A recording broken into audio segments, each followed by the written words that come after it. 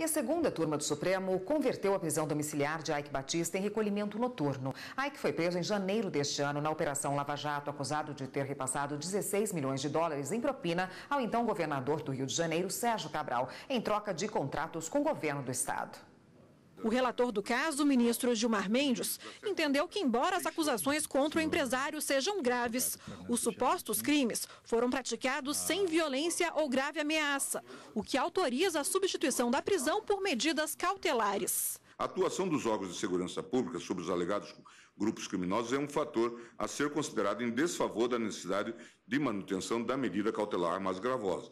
Ademais, a medida cautelar prisional somente se legitima em situações que se mostre como o único meio eficiente de preservar os valores jurídicos que a lei penal visa proteger. O relator foi acompanhado pelos ministros que estavam presentes na sessão. O ministro Dias Toffoli ressaltou que a decisão não levou em conta a condição econômica de Eike. Não há que se falar que a justiça age de maneira parcial, que a justiça protege os poderosos ou os políticos. Isso é uma disfarçatez. Então, é importante fazer esse registro e fazer esse registro do trabalho que essa Suprema Corte faz de deferimento de habeas corpus. O ministro Ricardo Lewandowski lembrou as péssimas condições dos presídios brasileiros e destacou que só cabe prisão preventiva quando medidas alternativas não puderem ser aplicadas. Fato extremamente preocupante prender as pessoas simplesmente por prender quando não estão presentes os pressupostos do artigo 312.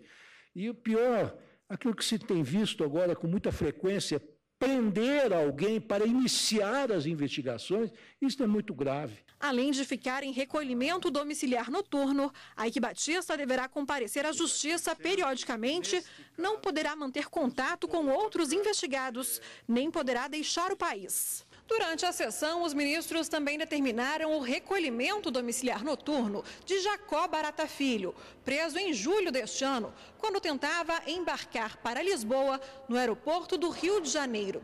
De acordo com o relator do caso, o ministro Gilmar Mendes, o investigado foi acusado de ter fugido para Portugal, o que não aconteceu. É preciso que nós, do Judiciário, digamos não. Basta a esse tipo de fraude procedimental e processual. A polícia não pode mentir.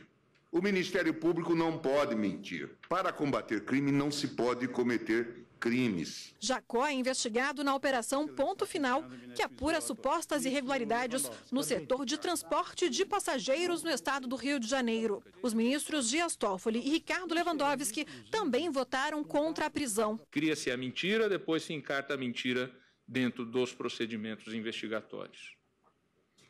E se algum tribunal ou algum juiz se põe a aplicar a justiça, este está obstruindo a justiça. A defesa no Brasil vem perdendo o controle da narrativa dos fatos e direcionada, melhor dizendo, para determinados objetivos, seja pela polícia, seja pelo próprio Ministério Público. As causas acabam desaguando e em massa aqui nesta Suprema Corte, obriga que nós façamos uma espécie de uma desconstrução. Apenas o ministro Edson Fachin divergiu, entendendo que o Supremo deveria aguardar decisão do Superior Tribunal de Justiça. A segunda turma ainda negou por unanimidade a abertura de ação penal contra o senador Renan Calheiros e o deputado Aníbal Gomes.